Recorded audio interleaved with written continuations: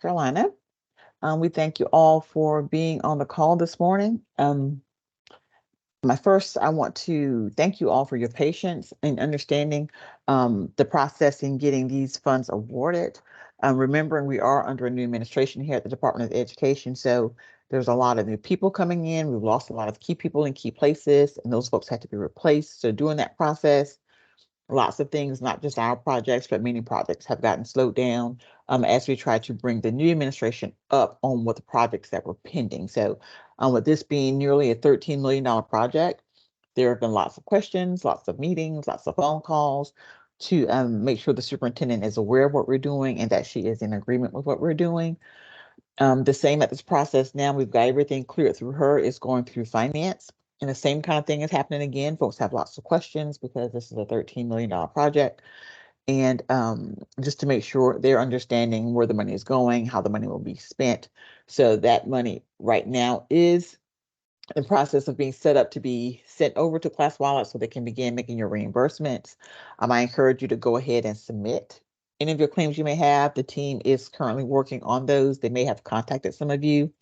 If there have been any issues with your current submissions, that way we can get those worked through and approved as quickly as we can. So I encourage you to go ahead and submit any of your reimbursements in. And remember, at the beginning when we started this project, we did say you need to have at least 1 to 3 months worth of funding on hand because this is a reimbursable grant.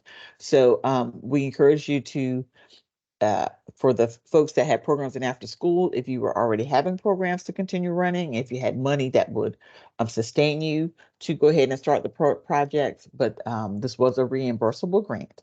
And we are a little behind our schedule. But again, the Office of OEP, our hands are tied. Our team is just as anxious as you guys are in getting this thing started. And Jennifer can tell you I have done all but walked up there and sat in somebody's office to get this project pushed through. So I appreciate your patience with that.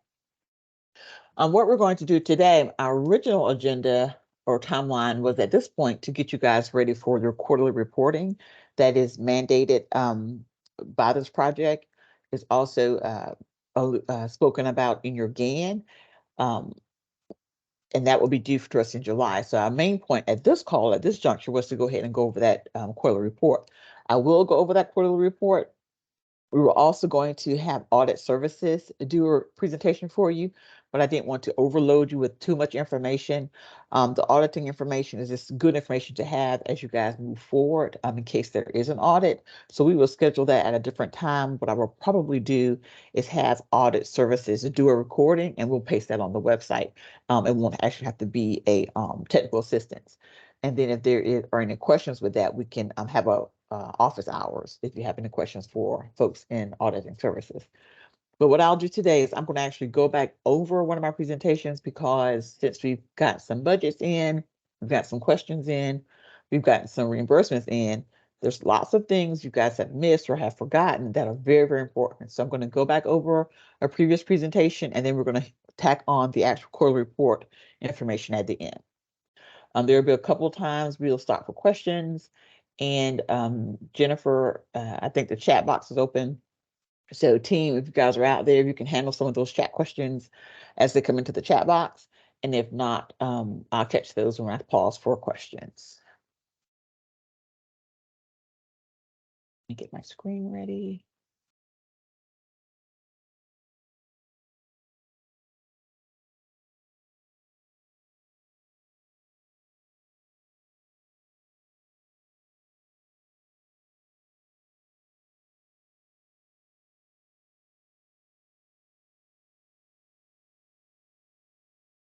Okay. Disclaimer, this is just a presentation to kind of go over the information that comes with the application. This is not in lieu of you reading your subaward, reviewing your contracts, looking at those terms and conditions. What you have signed are legal binding contracts to the state with the State Department of Education. So everything that's in those GANs or in that terms and assurances, you can't say to me later, oh, I didn't know I had to do that. You signed them saying that you would do it. Okay, so make sure you read over all those things. If you have any questions about what's in those documents, please let us know.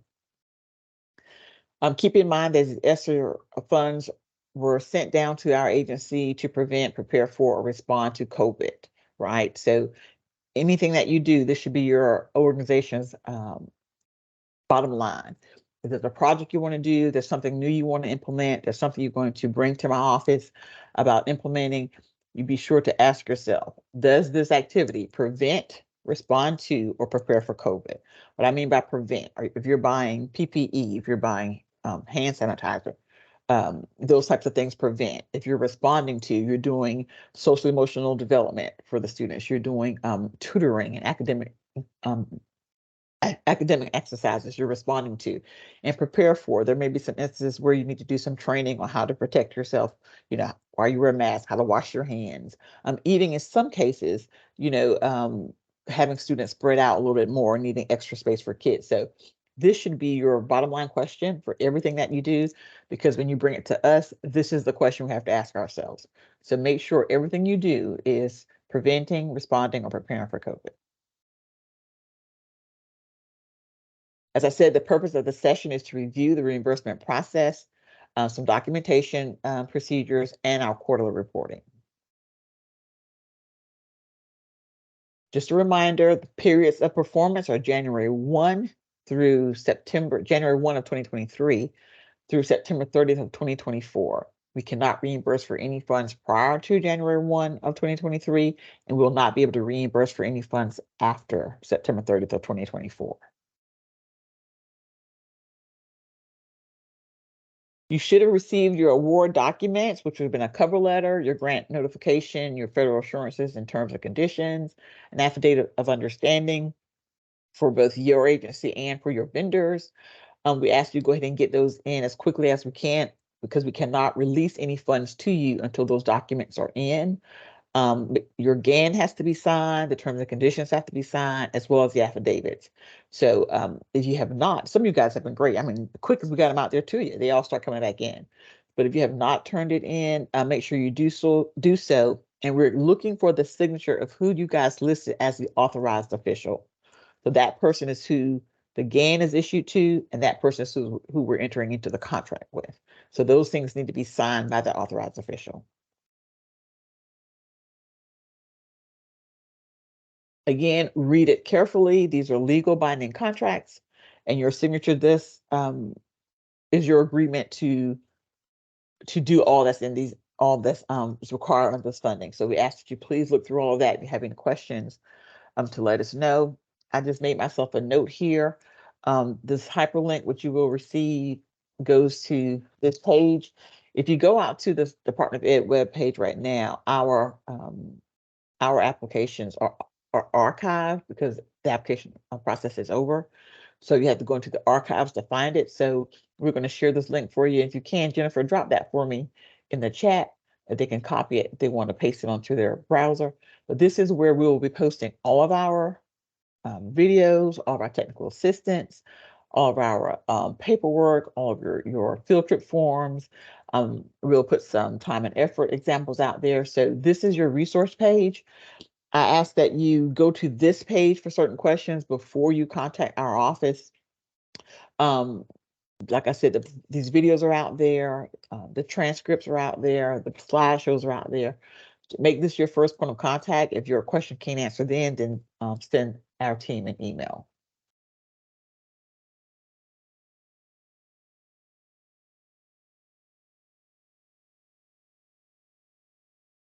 Again, keep in mind, this is a huge federal award. I mean, this is a very high profile funding. ESSER money is being watched by the nation.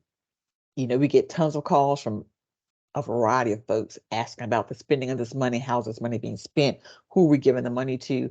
So we have to be very, very careful on our end that all of our T's are crossed, all our I's are dotted, and that we stay in compliance. That then pushes down to you all.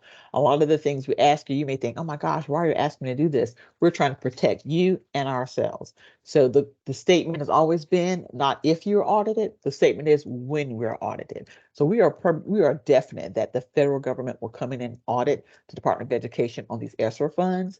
My office is doing everything on our end to make sure we can pass that audit without any findings. However, if they pull this particular project and say, hey, we want to look at your after school project, and they pull this project, they will be coming down pulling your information as well. So what we want to make sure is everything we have on file here matches everything you have on file there. So don't think, gosh, they just want all kinds of stuff. They want to get all the stuff in order. I promise you, it's not me, it's them. The same things we're asking you to do are the things that we have to do. We want to make sure that when this is over, that the state of South Carolina is in compliance and we have been good stewards of federal funds. By desk audits and visits means we may at some point have a Zoom call with you to ask you, let us see this, let us see that, let us see this, and you just have those things prepared for us. Or we may say, hey, next week on Thursday, we're coming out to your project. Or we may say, ding dong, we're at the door, we're here to see your project. So just make sure every day you have your numbers right, you have your folks on staff, you have your paperwork done, because you don't know what day we may call and ask this information, or we may show up to make sure that the project is running as it's stated. And we do the same thing with school districts. We have business with school districts as well. So this is not something we're just doing for you guys. This is something that the funds require that we do, that we actually monitor programs that we are funding. You're expected to adhere to all the funding requirements, and all the requirements are in your documentations, that you have adequate internal controls, and that's what auditing is going to help us do, to make sure you guys are keeping the proper documentation, and that you follow all the laws, regulations, you meet any performance expectations we ask of you, and that you meet all reporting requirements, okay?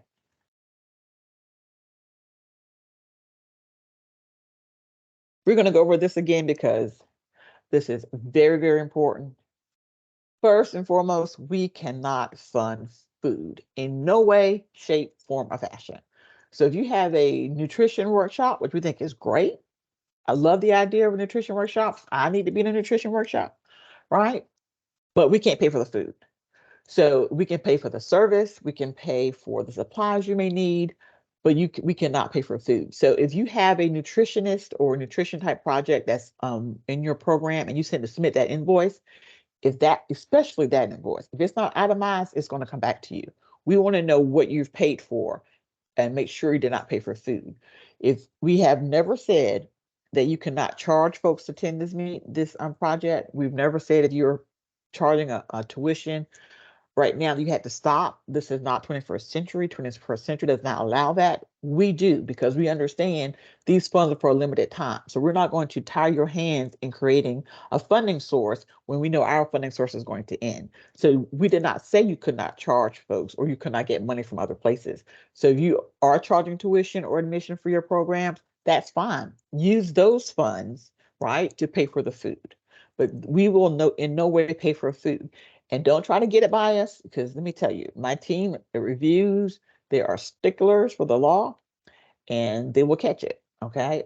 So make sure, y'all, when we're not paying for food. Admission costs for adults. We've said that in this TA before. We've said it in I believe it may even be the application. These funds are specifically for children.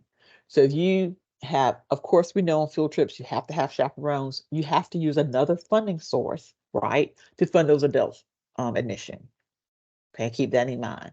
We do not give incentives to students or parents in any way, shape, form, or fashion. No incentives, no cash payments to anybody. We're not buying gaming equipment. We're not buying iPads. We're not buying hardware. We're not buying computers. We're not buying printers.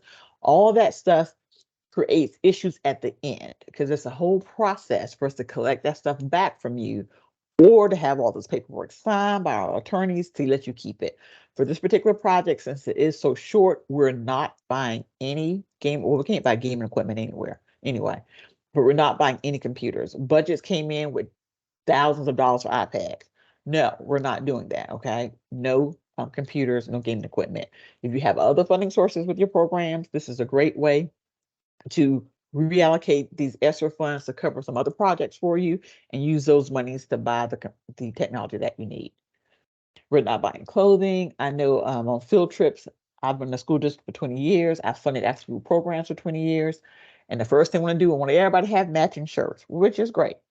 It's a great way to keep up with your kids. However, these funds cannot do that. again, one thing that ESSER can do is allow you to supplant, use this money. There's another project or program you have going that is an allowable charge for ESSER. Use those funds for your ESSER with ESSER, and use your other funding source to buy matching t-shirts or whatever it is you want to purchase. Capital assets, ESSER money, we're not buying capital assets. We're not buying cars. We're not putting in HVAC system into your department. So keep that in mind too. Okay, so these are some of the big, not all of them, but some of the things that were not allowable and that we mentioned before, but we have seen all of these come back in on your budgets, on somebody's budget or in a project. All these have come back. We're not paying for these things. Okay, let's keep that in mind. Maintaining adequate documentation. There at your office, I would recommend you either have, a file cabinet if you use paper, or some type of secured files with a backup filing system where you keep all of your proof of purchases, everything you send into us. You need to have a copy of it on site as well, and even more information on site. Just everything that attaches to anything you've done, anything. Keep all of that somewhere safe in case there's a call for your documentation. And it is also important, if you have different funding sources, that there's a way to track these ESSER funds separately from your other funding sources. So we should be able to say, we need to see your reporting, your fiscal reporting for the first quarter, and what you send us should just be ESSER. And don't send us all of your reporting. We have to kind of, go through and figure out what is ESSER, what is not. ESSER needs to be tracked separately. Any questions on what we went over so far? Nothing has been put in the chat yet. Okay. Dive ahead. Also, real quick, I posted in the chat previously when you were talking about the performance period. You said January 1st, 2023, but in the PowerPoint it says February 1st, 2023. And I just wanted to reiterate that it is February 1st, not January. Jennifer, I didn't catch that. That's okay. I just wanted to make sure everyone heard it, saw it, knew it. Okay. That's it. Okay. So we'll move on. Time and effort documentation.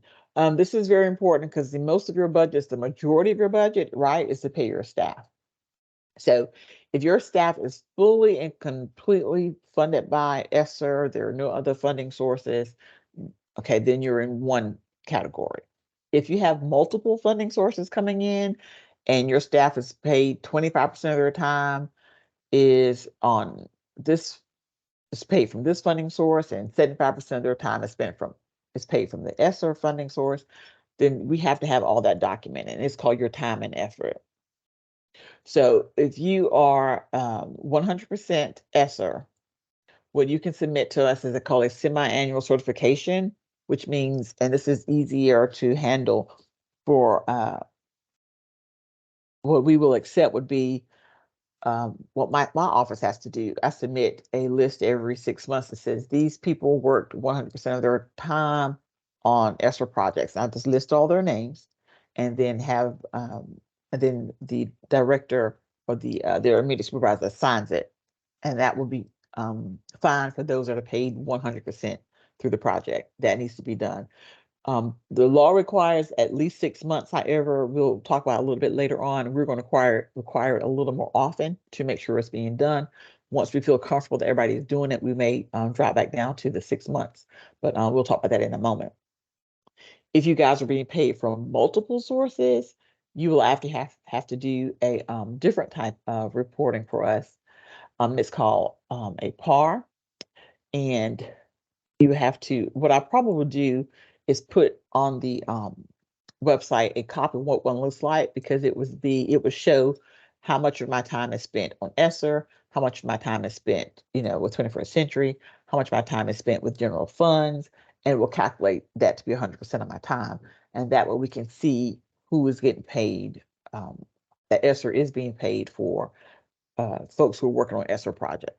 So if you have folks that are paid multiple times from multiple funding sources, if you would drop that in the chat, If it's enough of you, or if it's just one or two of you, we may need to have a separate conversation because it's a little bit more detailed on how you need to track that. But I think the majority of you all are paying your staff 100% from ESSER. But if you're not, you have multiple funding sources that are paying your staff, please drop your name in the chat so we can kind of reach back out to you to make sure we're following federal regulations and getting that that time captured.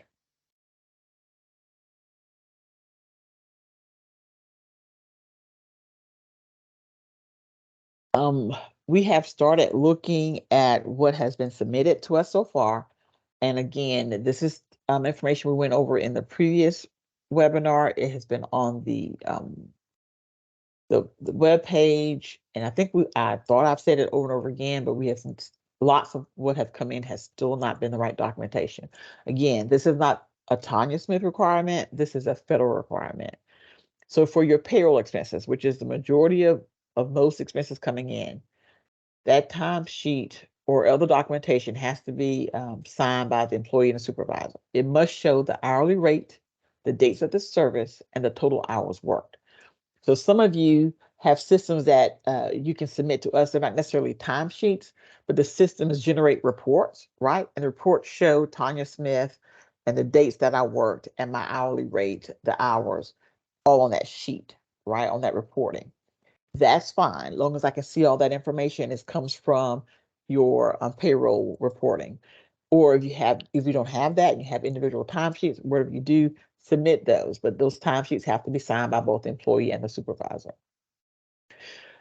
With that submission of those timesheets or that documentation of the time worked, in that same claim, submit the proof of purchase. So what we're seeing is you submit all the timesheets in one claim, and then another claim was done with all the proof of purchase. So we have to go through all of your submissions trying to find which ones match. Granted, we could take the time to do that, but it will slow us down. What I recommend you do, if you're going to turn in timesheets from February 1st through March 1st, your proof of purchase, your proof of payment should also be from February 1st through March 1st. So that would be front and back, right, of the check. All the front shows me is that you wrote a check.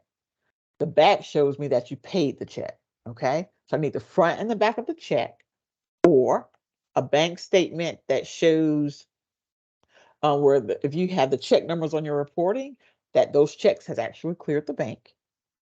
Or if you pay them by direct deposit, if your system does a direct deposit statement, or something that shows that money left your bank. So if your payroll system creates a direct deposit report, right, and this report, your direct deposit sent out $700, then your bank statement should also show a $700 withdrawal. Okay. So as much as you can give us to match, if we don't have to go and look for it, which we've had to do, and then when we look for it, it doesn't match, right? You requested $1,500 on the timesheets and $2,000 on the check. That doesn't match. So make sure what you submit to us matches. And for you to have on file, what the auditors will be looking for when they come out to do a visit for you is that everybody has a job description, and that there is a payroll schedule that says when your staff should get paid, and that you follow that payroll schedule.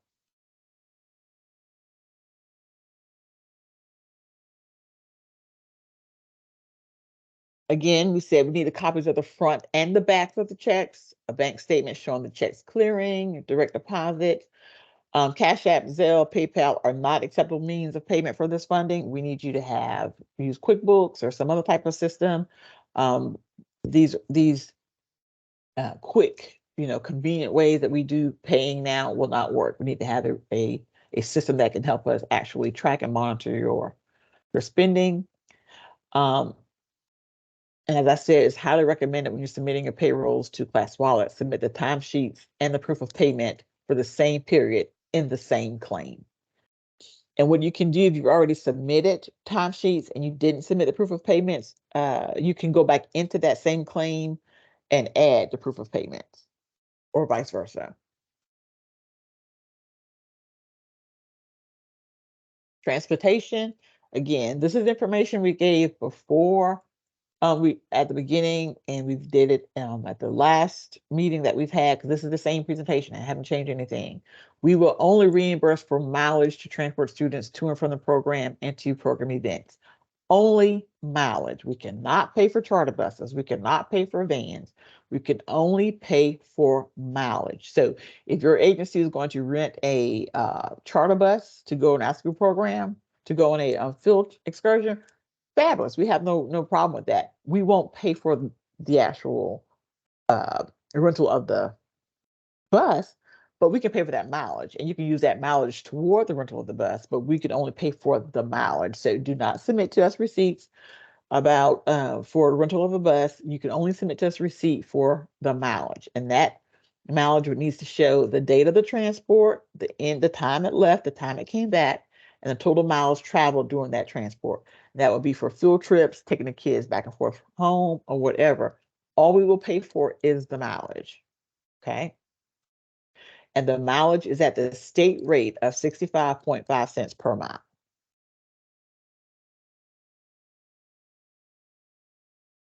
This is another instance where if you have other funding sources, use those funds to cover the actual rental of the charter bus that you're doing, and we can pay, and you can use your mileage. We can pay the mileage, which in turn can then help you with that as well.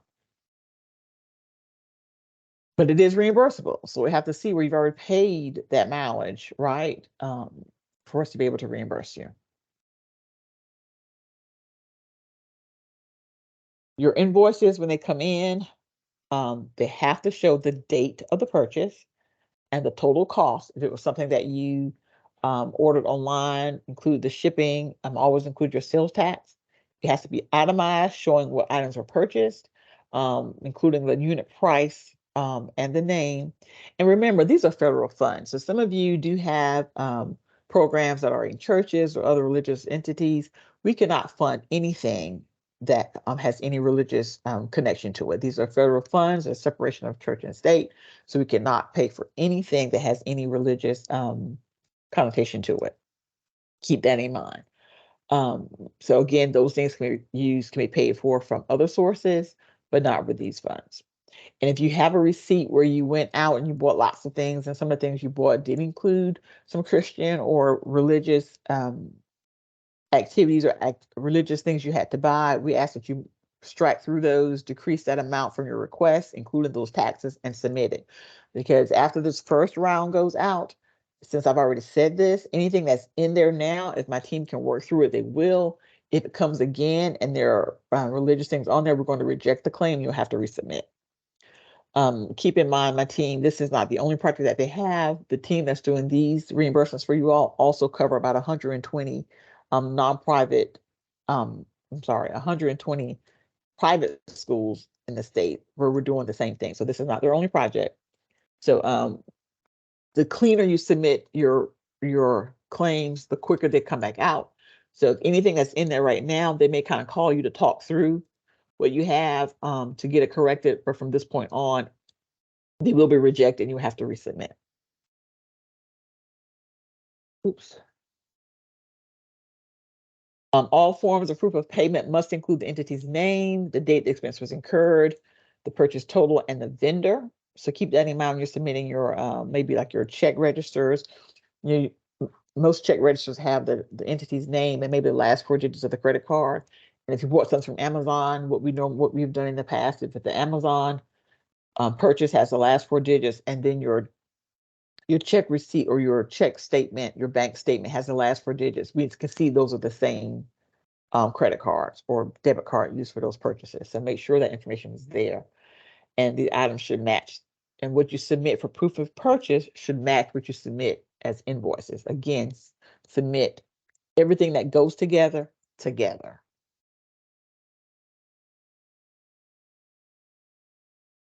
What we will not accept, or what is considered improper documentation, if the invoices are not sufficient for reimbursement, we will deny the invoice, but we will process the remainder of the claim. So if you submitted multiple claims and there's just one thing in there we can't figure out, we'll pay what we can figure out, right? And we'll go ahead and deny that particular portion of the claim. You can get whatever is missing and resubmit. We will notify you of the denial. It comes in an automatic email from ClassWallet. And we ask that you take a 48-hour turnaround to submit that proper documentation back in, so it doesn't just sit out there, so we can, we don't want to wait till the end of the year and we have all these new submissions coming in. So as quick as you get something, if you have the proper documentation, submit it back to us as quickly as you can.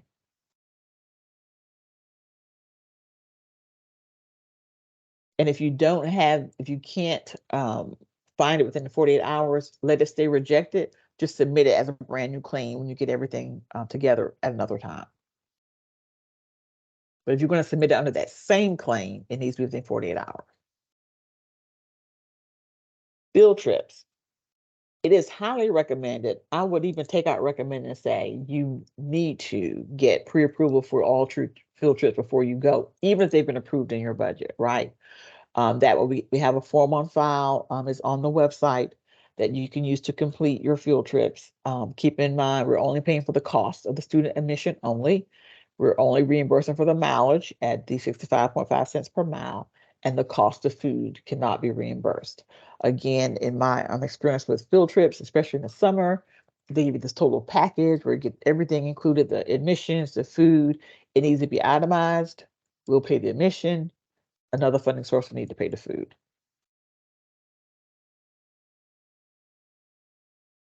Here's the field trip form. It's pretty easy, just basic information. If you want to be paid for reimbursed for mileage, the cost of the mileage, the estimated cost of the mileage, because this is before the trip actually happens, the cost of admission, the number of students, and a little brief write-up on the field trip. So this form can be found on the website.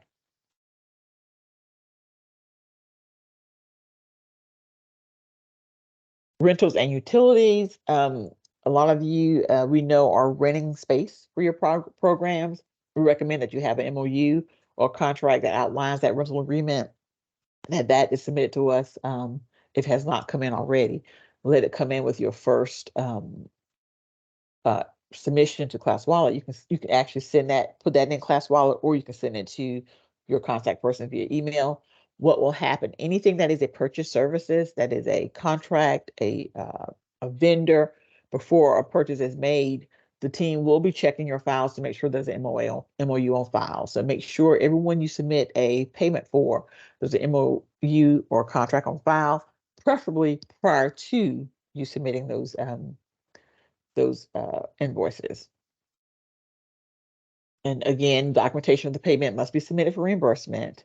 And it must have the name and the address of the actual organization and the dates of service. So if you're submitting for rent or for a portion of your light bill or whatever, all that has to be on the invoice. Again, mileage is at the state rate of 65.5 cents per mile. We recommend that you keep that mileage log. If you guys have to pick up kids every day, you can submit that mileage log every week, of the that shows the to and from dates and the mileage, the miles for each trip. Again, no cost for charter buses. And we will allow you to submit for the driver proper documentation. So the driver has an hourly rate of $15 an hour and you were out for 4 hours driving, we can reimburse you for the driver. Again, MOAs must be on file. We ask that you submit those to us as soon as possible. Many of you sent them in with your grant application, which was great, but some of you submitted your application saying, we're looking for this person to handle this particular service for us. So once you find that vendor, please be sure to send those contracts in. Make sure they're listed out in your purchase services of your budget. And invoices submitted by providers must include the date of the service and the services that were rendered. Okay, are there any questions on that part? I'm sure there should be. There were only a couple questions. One of them, our team answered already, about how far in advance must field trips forms be submitted. And we said a minimum of 20 days. The only other question is, what if Zelle had been used to pay for services before this meeting?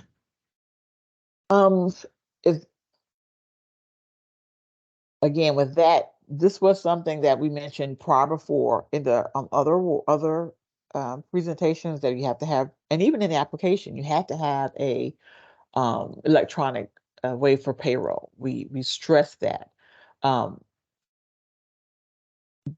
Send it, who asked the question, send an email to the S reporting email with that question, and I will respond to you separately. Other than that, let's see, so far we've had a few people who responded saying they have multiple payment methods of, they're using different Gotcha. funds. Let's see. And the Zelle was used for outsourced services, not payroll. Even Zelle, we ask that there is some type of electronic way to track that. Again, that was a part of the RFP. Part of the requirement for the application was that you had an electronic way to pay your bills. That is not recognized as an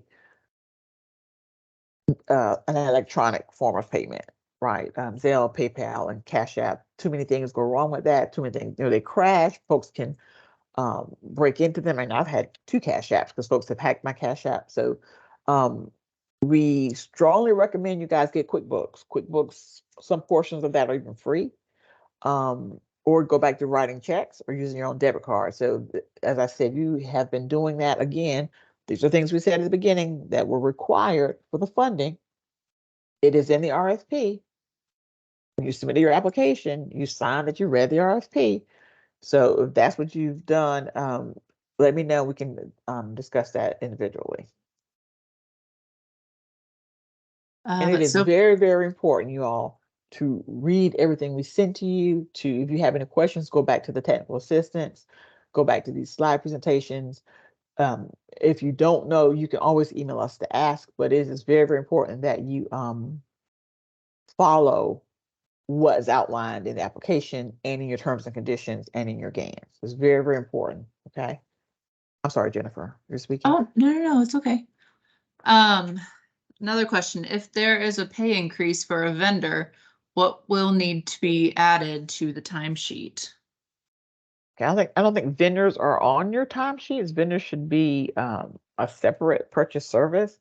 So if your MOA was for $25 an hour and now your vendor is charging you $35 an hour, there needs to be an amendment made to your MOA. Because we're going to be looking to pay them what they said they were going to charge you. That makes sense? Okay. Amendment. Yep. I'm sorry. So far, that's everything. Okay.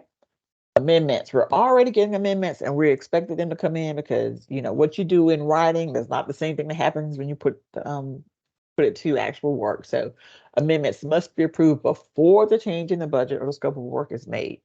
You can just send an email that listing what program is being added or removed, what category the funds are being moved to and from, what programs are changing based on these funds. As long as we're stay within the confines of your application, you're still going to do the same things you said you're going to do, but you may need more money, or you may have the prices go up and things change. So we're okay with you submitting amendments. We submit amendments. Districts submit amendments to us all the time. Our goal, however, is to close the learning gap created by COVID. So if you put in your budget, you're going to spend $3,000 on STEM and then $1,000 on arts and crafts. And then over the period of time, you kept moving money from STEM to fund arts and crafts, where your STEM now is down to 1,000 and your arts and crafts is 3,000. That's something we won't look favorably upon because our whole goal is to move kids academically. So we're not looking for you to say, oh, now I have X amount of dollars in supplies, I can do what I want to do. No, you have to stay within your line items. On Class Wallet, they're just looking at the, I believe that's my next slide. They're looking at your huge purses, your salary lump, your fringe lump, your purchase service lump, and your supply lump. That's all Class Wallet will be monitoring. That's all they track, right? But in your own office, you need to track on your budget how much you said you're going to spend on each activity. If on this line item, you're going to pay this vendor $3,500, that's all we expect you to pay that vendor. Okay.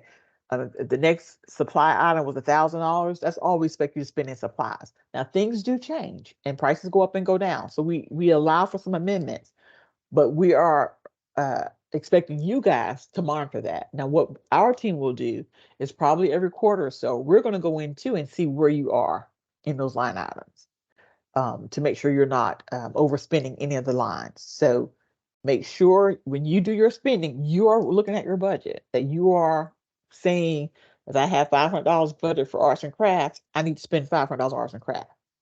Okay. If I only need $350 for arts and crafts, oh, I can move the remaining of that to another project, right? But make sure it is your responsibility to follow those line items. Okay. We will be checking them, but it is your responsibility to follow them. That makes sense? Okay, before we go to quarterly reporting, which is really, it sounds way heavier than it is. It's really probably one of the most simple things you have to do for us. Are there any questions on submissions and vendors and amendments and that type of thing before we go to the quarterly report?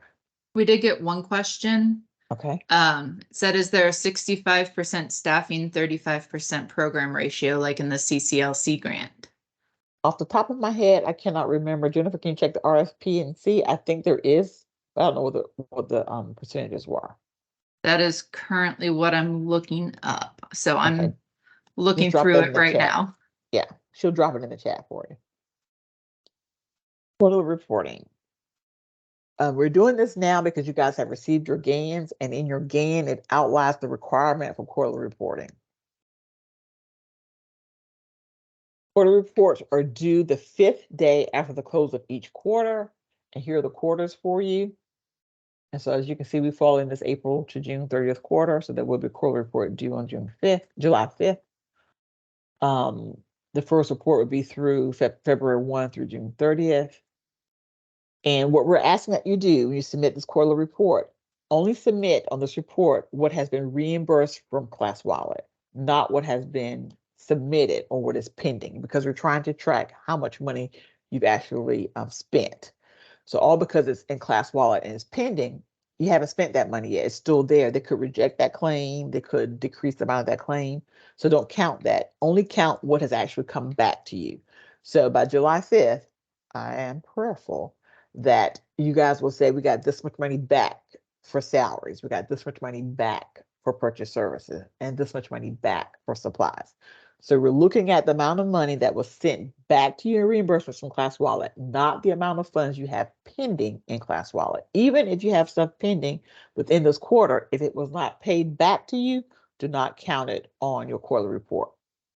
Only count the funds that were sent back to you by June 30th. Okay.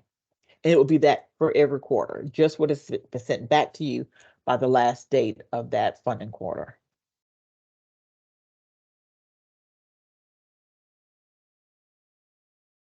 Okay, here is the link. Jennifer, you can drop that in the chat.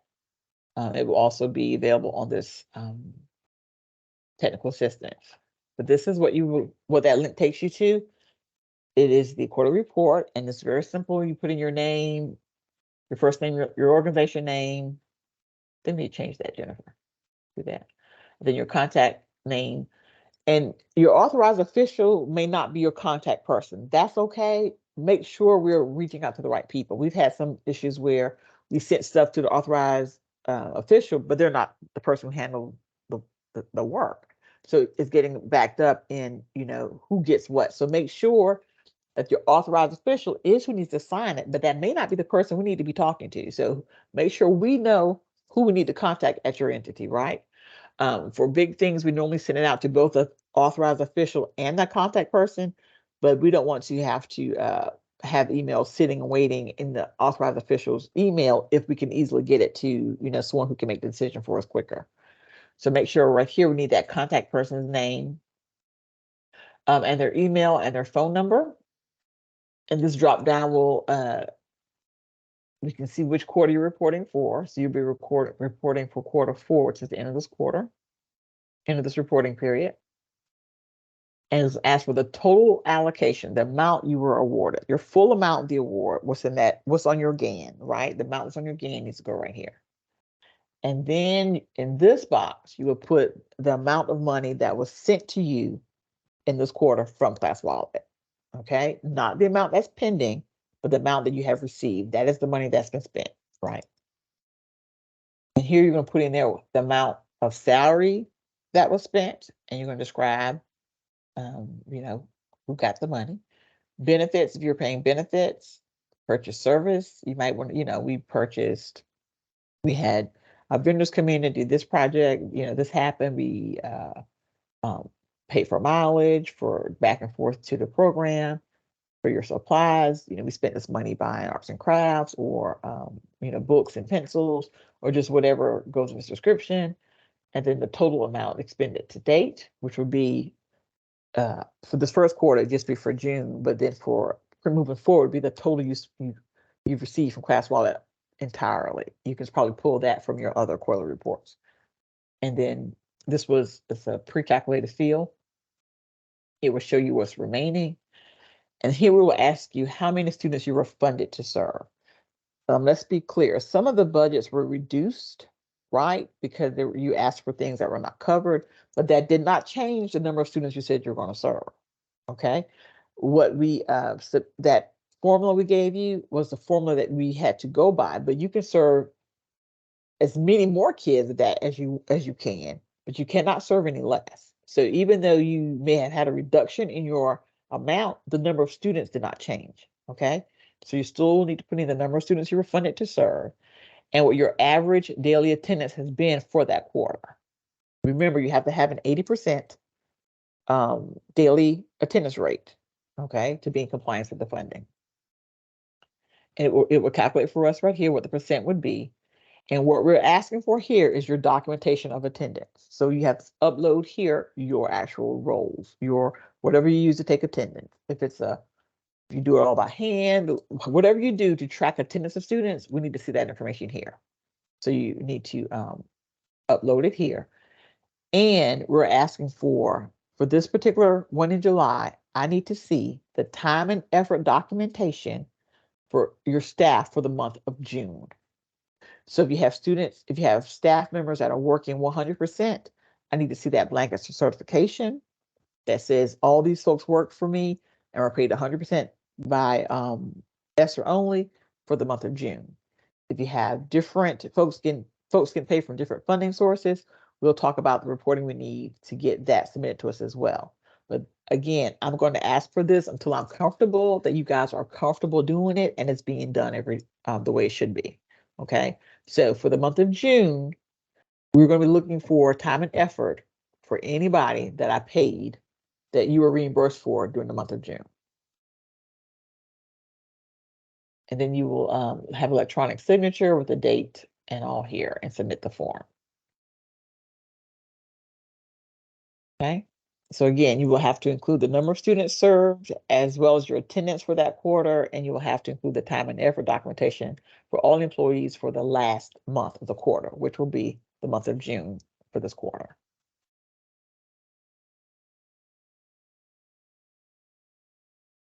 Reminders, email all your questions to sreporting@ed.sc.gov. I know lots of you have my number, you have Jennifer and Christy and Michael's number as well. And it's just sometimes you think, oh, for you, it's just easier to pick up the phone and call. And it is easy for us too to get on the phone and provide you an answer. But because we have so many projects and to make sure we're always consistent, we ask that you send your questions in an email. When you send the questions in an email, if there is if we need to staff it to discuss it, we can. Or if that same question comes up again, somebody else, we say, oh, we want to make sure we're consistent. So we can go back to that same email and say, hey, when this entity had the question, this is how we handle it to see if it will work for this entity as well. So even though you have our numbers, I get phone calls, I get text messages from lots of people. Don't think I'm being rude when I say, please send us to the email. I'm not. We're just trying to make sure we track everything that comes in and that we're always, and if we see the same question over and over again, we may think, wow, we may need to look at how we're doing this. Maybe it's not working for the entities. So we ask that you please send your questions to sreporting@ed.sc.gov. We do ask for a 24-hour response time. Mostly, I think I can say my team will get back to you before that 24 hours. But again, this is not our only project. They're also handling 120 private schools. So what we did was separate the team up so that you guys have a person who gets to know you. One thing I really like about my team who does reviewing is they really get to know their entities, and they kind of know, they can get familiar with how you submit things, and they work very well with you because they see your work all the time. So you either will have Sarah Bora, Alexandra Kuzar, or Michael Mueller for class wallet questions. If you ask Jennifer a class wallet question, she's going to have to ask Alex. I mean, she's not well versed in class wallet. If you ask Alex a question about programming, she's going to have to go back and ask Jennifer. So make sure you send your class wallet questions to your class wallet folks and your program questions to your program folks. For program, you either have Christy Motley, Jennifer Wheeler, or Micah Mueller. Micah is our special guy. He gets to do both program and class wallet. So these are your contact folks, and it's okay to put in your email, hey, Jennifer, that even with that, they'll know who quickly or we'll send it to them immediately. If you don't put their name in it, that's fine. We know who has what program, but with the amount of questions we see coming in, I'm sure you guys will know for sure who your contact folks are. And I'm telling you, it's a top-notch team. The reviewers, they know what they're looking for. They will work with you to get things right. I see lots of emails coming in all the time where they're working back and forth with private schools trying to get their information correct. My goal is to get the money spent.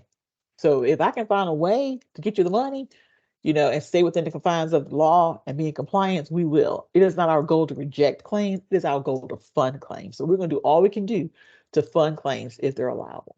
Okay. So if you get a lot of questions, a lot of callbacks, a lot of emails, and we're asking for something over and over again, it's because we're trying to fund you. It's not because we're not trying to. It's because we are. Just keep that in mind. My goal is to get the money out. Keep in mind, stay on top of your SAM.gov. Let me tell you, they will probably start sending you emails 60 days out when it's about time for you to renew. Figure out who that emails go to in your entity and be on top of that. Find out when your SAM.gov renews and put it on your calendar. If you let it lapse, I cannot send you any more money. Okay. And this is not just for you. I have school districts right now running behind because districts have let it lapse and I can't send them any more money. So make sure you guys stay on top of that. I mean, that is a big thing now. And if I send you money and you're out of compliance, you're going to have to send me that money back. Be aware of all reporting requirements. I think your main reporting requirement is that quarterly report, and we will definitely let you know that it's coming up and remind you of that and what we need for that and get those MOAs. If you submit something to Class Wallet and Sarah or Alex or Michael look at it and they go into the files and do not see an MOA for it, they will reject the claim and ask you to submit a MOA. Okay, so you can either submit the MOA within 48 hours to that same claim or submit it as a new claim a little bit later on, but those have to be on file with us. Okay, are there any questions about any of that? The only one that came through was just asking about the email, and I think we covered that one. So okay, yes. Okay. That is all I have. As I said, our timeline for this call was just to go over quarterly reporting, but I thought it was necessary that I go back because we had seen where some things have come in that were not in line with what we are looking for. So if you have a question you want to ask me, just raise your hand and Jennifer can unmute you, or you can unmute yourself. If there are no more questions, we can end the call. However, I'll hang around for about 2 minutes in case somebody wants to ask me something, specifically for their particular entity. I don't mind hanging around for that till about I'll hang around till 11 o'clock unless nobody says anything. But if you have to ask a question, you want to ask it, and you think it's for the good of the group, just raise your hand, and Jennifer will get you unmuted.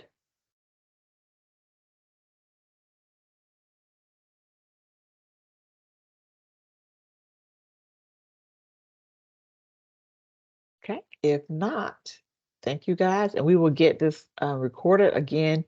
Things have to go through a process, so we have to get it closed caption and all that good stuff with the agency before we can release it.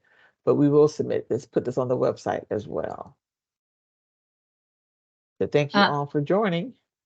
A question just came in saying, were you going to send out an example of the PAR? And I believe you said you were going to put that on our website. Yes, but I will probably have a little call with those of you who have the PAR to figure out the best way to do that. The way that we do it is extremely complicated, right? It's very complicated. So I need to work with auditing as to on a way that's make it a little bit more easier for you, because really it's a lot.